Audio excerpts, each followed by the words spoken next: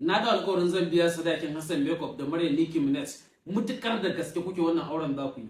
Ba kuma Hassan Makeup ka dauka cewa nayi wannan bidiyon a'a saboda an rena arzikin ka ko a'a saboda jin farin ciki, saboda gaskiya yarinya tana ban sausayi gani yadda take son a Garba Jibras, amma kuma a ƙarshe sabani shigo tsakanin su ko kuma menene dai a ya juya mata baya. Domin wannan gaskiya yarinya tana ban tausayi mutuka, in har da gaske zaka aure ta to ni kuma ne maka alƙawari insha Allah abin da ya kama daga kan sadaki zuwa lefe yadda ake wa bazawara da yardar ubangiji na alƙawarin zan bada wannan gudunmuwar alfarma annabi da alƙur'ani. Ba ka sabai na bai so shiga kowace irin sabga ba, amma wannan din jin cewar kai ne zaka aure ta kuma tana ban tausayi yarinya ne yasa nace insha Allah in har auren nan da gaske zai insha Allah ne alƙawarin zan biya wannan sadaki alfarma annabi da alƙur'ani. Dan Allah dan annabi a mutane ya kamata mu ba su goyon baya akan wannan abu, domin lamarin aure abu ne mai kyau kuma sunna ce ta manzon Allah sallallahu alaihi wasallam. Allah ubangiji ka sa mu dace. Wassalamu alaikum.